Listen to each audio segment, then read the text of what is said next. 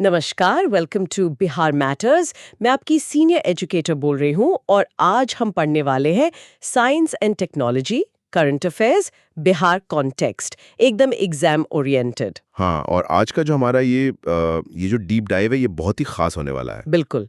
आज के इस डीप डाइव में हमारे साथ गवर्नेंस टेक्नोलॉजी और डिजिटल रिफॉर्म्स के एक बहुत ही सीनियर सब्जेक्ट मैटर एक्सपर्ट मौजूद हैं और आज हम दोनों मिलकर इस पूरे साइंस एंड टेक्नोलॉजी सेक्शन को डीकोड करेंगे।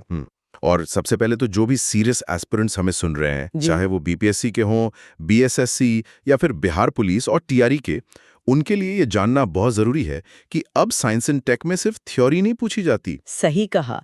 अब जो फोकस है ना वो पूरी तरह से डिजिटल गवर्नेंस, एग्रीटेक यानी एग्रीकल्चर में तकनीक, हेल्थ डिजिटाइजेशन और लैंड रिकॉर्ड मॉडर्नाइजेशन पर शिफ्ट हो चुका है। एग्जैक्टली और अगर आप मेरा मतलब है अगर स्टूडेंट्स पिछले कुछ सालों के पेपर्स का ट्रेंड देखें तो सवाल बहुत ही फैक्चुअल आते हैं। प्रोजेक्ट का नाम, उसका लॉन्च ईयर, कौन सा डिपार्टमेंट उसे लागू कर रहा है और उसका सबसे लेटेस्ट डेटा क्या है।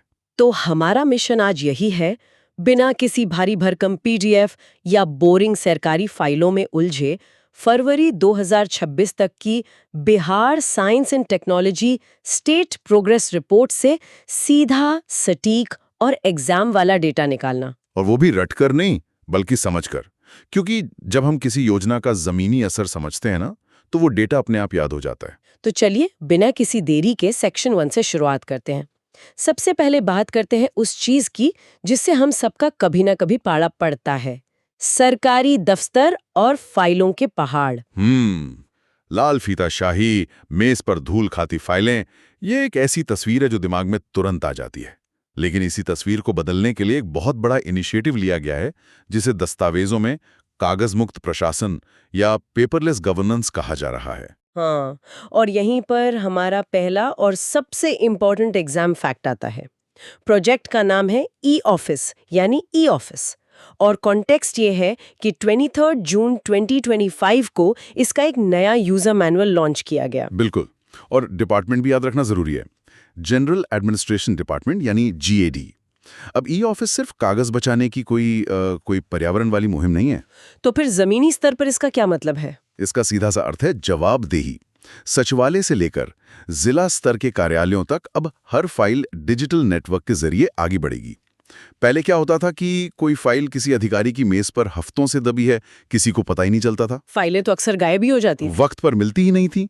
लेकिन अब डिजिटल फाइल ट्रैकिंग से एडमिनिस्ट्रेटिव एफिशिएंसी बहुत बढ़ गई है। डैशबोर्ड पे साफ दिखता है कि फाइल किसके पास कितने घंटे से रुकी है। तो एग्जाम के लिए वन लाइनर एकदम क्लियर है। Project name e office, launch date 23 June 2025, department GAD और फोकस एरिया सेक्रेटेरिएट से लेकर डिस्ट्रिक्ट लेवल तक पेपरलेस एडमिनिस्ट्रेशन। एकदम सही। और इसी ई गवर्नेंस का एक दूसरा हिस्सा है जो सीधे आम जनता से जुड़ता है। आप सर्विस प्लस और आरटीपीएस 2.0 की बात कर रहे हैं ना? बिल्कुल। आरटीपीएस यानी राइट टू पब्लिक सर्विसेज। पहले जाति प्रमाण पत्र, आय या निवास प्रमाण पत्र के लिए लोगों को ब्लॉक ऑफिस के कितने चक्कर काटने पड़ते थे, लंबी लाइनें और हफ्तों का इंतजार। हाँ, लेकिन अब एनआईसी बिहार और आईटी विभाग ने इसे ऑनलाइन कर दिया है।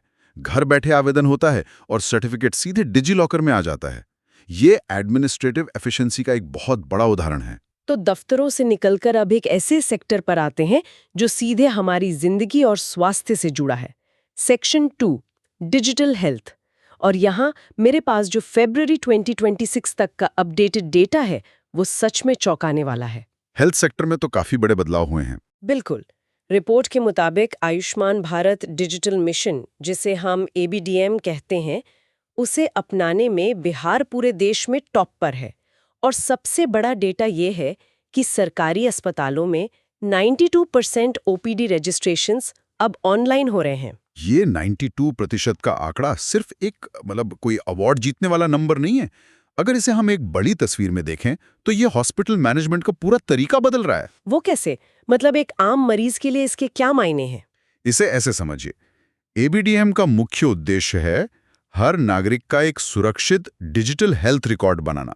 राज्य सरकार की भव्या योजना और मुख्यमंत्री डिजिटल हेल्थ इनिशिएटिव्स जब इससे जुड़ते हैं तो कमाल होता है। Bhavya, BHAVIA, right? हाँ, अब मान लीजिए कोई मरीज पटना में इलाज करा रहा है और अगले साल उसे गया या मुजफ्फरपुर के जिला अस्पताल जाना पड़े। पहले उसे अपने सारे मुड़े तुड़े एक्सरे और पर्चियों का थैला साथ ले जाना पड़ता था, और पर्ची खो गई तो सारी जांच दोबारा करवानी पड़ती थी, जो कि बहुत आम बात थी। लेकिन अब डॉक्टर सिर्फ मरीज का डिजिटल आईडी डालता है और उसकी पूरी मेडिकल हिस्ट्री स्क्रीन पर आ जाती है। इससे रेफरल सिस्टम तेज होता है, दवाओं का स्टॉक मैनेज करना आसान होता है और सबसे बड़ी बात, मरीज का पैसा और समय बचता है। तो स्टूडेंट्स को यहाँ क्या क्या याद रखना है? पहला, बिहार ABDM अडॉप्शन में टॉप पर है। दूसरा, 92% ऑनलाइन OPD रजिस्ट्रेशन का डेटा।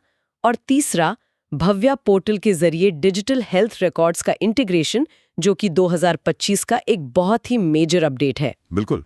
और अब हेल्थ से थोड़ा आगे बढ़ते हैं। Section 3, drone technology in agriculture. ओहो, एग्रीकल्चर और ड्रोन्स, ये सुनकर तो ऐसा लगता है जैसे हम किसी साइंस फिक्शन मूवी की बात कर रहे हो, लेकिन ये आज की हकीकत है। हकीकत भी है और एग्जाम के लिए बहुत स्कोरिंग टॉपिक भी है। सबसे पहले बात करते हैं नमो ड्रोन दीदी स्कीम की। हाँ, जिसका 1261 करोड़ रुपए का सेंट्रल बजट है। सही कहा। इस योजना की सबसे दिलचस्प बात यह है कि ये सिर्फ खेती में मशीन लाने के बारे में नहीं है। पारंपरिक तौर पर ट्रैक्टर जैसी चीजें पुरुष चलाते आए हैं, लेकिन इस योजना के तहत महिला स्वयं सहायता समूहों को ड्रोन दिए जा रहे हैं। यानी तकनीक के साथ साथ वुमेन एम्पावरमेंट का एक बहुत बड़ा सोशल इम्पैक्ट भी देखने को मिल रहा है। महिलाएं अब सीधे टेक्नोलॉजी ऑपरेटर बन रही हैं। बिल्कुल। लेकिन राज्य सरकार ने इस दिशा में अपने स्तर पर भी एक बड़ा कदम उठाया है। हाँ, वो जुलाई 2025 वाली विशेष राज्य ड्रोन सब्सिडी की बात कर रहे हैं आप। जी, बिहार सरकार अपनी तरफ से कृषि ड्रोन की खरीद पर 3.65 लाख रुपए तक की भारी सब्सिडी दे रही है और किसानों को मुफ्त पायलट ट्रेनिंग भी दी जा रही है। तो एग्जाम पॉइंट ऑफ व्यू से सेंट्रल स्कीम हो गई नमो ड्रोन दीदी, बजट 1261 करोड़, और स्टेट सब्सिडी हो गई 3.65 लाख रुपीस। लेकिन एक सवाल है, एग्रीकल्चर में इन भारी भरकम इंडस्ट्रियल ड्रोन्स का सबसे ज्यादा इस्तेमाल कहाँ हो रहा है? इसका सबसे बेहतरीन उदाहरण है बिहार के बाढ़ प्रभावित जिले सुपौल, सहरसा, मुजफ्फरपुर और पूर्णिया जैसे इलाकों को देख लीजिए, जहां हर साल फसलें डूब जाती हैं। और पहले नुकसान का आकलन करने में अधिकारियों को महीनों लग जाते थे। किसान को बीमा का पैसा मिलने में सालों लग जाते थे। तो अब ड्रोन से क्या फायदा हो रहा है? अब PMFBY यानी प्रधानमंत्री फसल बीमा योजना के तहत सैटेलाइट और ड्रोन्स के जरिए कुछ ही घंटों में सैकड़ों एकड़ जमीन का सटीक 3D विजुअल डेटा मिल जाता है। फसल का कितना प्रतिशत नुकसान हुआ है ये रियल टाइम में पता चलता है, जिससे क्लेम सेटलमेंट बहुत तेज हो गया है। और इसके अलावा लिक्विड फर्टिलाइजर और कीटनाशकों का प्रिसिजन स्प्रेइंग भी हो रहा है, जिससे पैसे की बचत हो रही है। तो एग्रीटेक का ये पार्ट बहुत ही सॉलिड है। अब आसमान से वापस जमीन पर आते हैं। सेक्शन 4, लैंड डिजिटाइजेशन और जमीन के रिकॉर्ड्स, ये तो प्रशासन के लिए हमेशा से एक सिरदर्द रहा है। बिल्कुल। हमारे पास रिपोर्ट में जो डेटा है वो बहुत ही बड़े स्केल का है। Special survey and settlement programme चल रहा है, जिसके तहत 14,881 राजस्व गांव यानी रेवेन्यू विलेजेस का मैपिंग हो रहा है। और स्टूडेंट्स को यहाँ डिपार्टमेंट का नाम भी याद रखना होगा, land records and survey department यानी DLRS। तो ये जो 45,881 गांव का सर्वे हो रहा है, ये कोई पुरानी जरीब या फीता लेकर नापने वाला काम तो नहीं है? नहीं, बिल्कुल नहीं। इसमें GIS बेस्ड कैडेस्ट्रल मैपिंग तकनीक का इस्तेमाल हो रहा है। कैडेस्ट्रल मैपिंग, इसे जरा आसान भाषा में डिकोड करें। कैडेस्ट्रल मैपिंग का मतलब है कौन सी जमीन कानूनी रूप से किसकी है, उसकी सटीक सीमाएं क्या हैं, उसका एक डिजिटल और सैटेलाइट प्रूफ नक्शा बनाना। हर प्लॉट का एक डिजिटल कोऑर्डिनेट तय हो रहा है। यानी वो जो रातों रात खूंटा खिसकाकर जमीन कब्जाने वाली बात होती थी, वो अब मुमकिन नहीं है। नहीं, ये भी हुआ कि इससे बिजनेस को भी फायदा होगा। बहुत बड़ा फायदा। पटना, गया और दरभंगा जैसे जिलों में इस साफ रिकॉर्ड का सीधा असर ईज ऑफ डूइंग बिजनेस पर पड़ रहा है। जब जमीन का मालिकाना हक स्पष्ट होता है तो कोई भी कंपनी वहां इंडस्ट्री लगाने से हिचकिचाती नहीं है। तो एक बार जल्दी से रिकैप कर लेते हैं। Special survey and settlement programme, department है DLRS, 45,881 रेवेन्यू विलेजेस का GIS मैपिंग, और इसका मेन इम्पैक्ट है ईज ऑफ डूइंग बिजनेस और जमीनी विवादों को कम करना। बिल्कुल। और अब आते हैं सेक्शन 5 पर, डिजिटल डैशबोर्ड्स और मॉनिटरिंग। क्योंकि इतनी सारी योजनाएं और इतने सारे फंड्स, इन पर नजर कैसे रखी जा रही है? रिपोर्ट में प्लानिंग डिपार्टमेंट के रियल टाइम डैशबोर्ड्स का जिक्र है। हाँ, ये डैशबोर्ड्स फंड ट्रैकिंग, ट्रांसपेरेंसी और परफॉर्मेंस इवैल्यूएशन के लिए बनाए गए हैं। अगर किसी योजना में फंड अटका है या काम में देरी हो रही है, तो अधिकारियों के डैशबोर्ड पर वो तुरंत फ्लैश करने लगता है। तो कोई भी फाइल अब अंधेरे में नहीं रह सकती। सब कुछ रियल टाइम में मॉनिटर हो रहा है। अब इस पूरे साइंस एंड टेक के प्रोग्रेस रिपोर्ट को आसानी से याद रखने के लिए हमने एक छोटा सा निमोनिक, एक फॉर्मूला तैयार किया है। ये फॉर्मूला बहुत काम का है। जो भी लोग सुन रहे हैं वो इसे नोट कर लें। ERDLS। बिल्कुल, ERDLS। चलिए इसे डिकोड करते हैं। ई से हो गया ई ऑफिस, जिसने 23 जून 2025 से सेक्रेटेरिएट को पेपरलेस बनाया। R से हो गया RTPS और सर्विस प्लस, जिसने नागरिकों को लाइन में लगने से बचाया और सर्टिफिकेट्स ऑनलाइन किए। डी से हो गया ड्रोन्स, जहां नमो ड्रोन दीदी और 3.65 लाख की स्टेट सब्सिडी से बाढ़ में फसलों का असेसमेंट आसान हुआ। L से है लैंड डिजिटाइजेशन, यानी DLRS का 45,881 गांवों में GIS मैपिंग। और लास्ट में एस से हो गया स्मार्ट हेल्थ, यानी ABDM में बिहार का टॉप करना और 92% ऑनलाइन OPD रजिस्ट्रेशंस।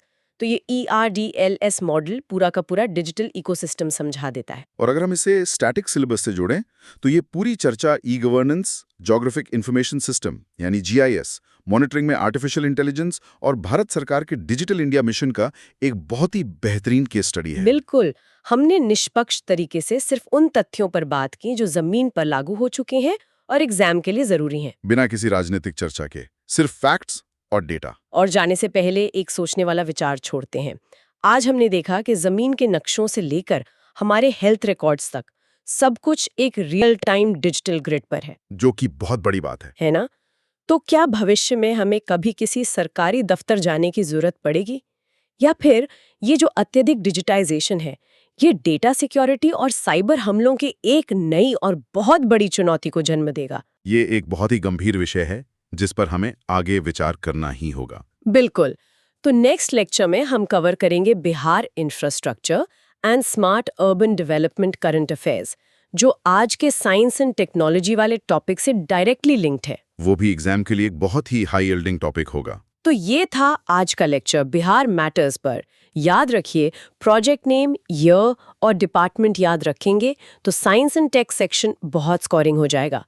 मिलते हैं नेक्स्ट लेक्चर में।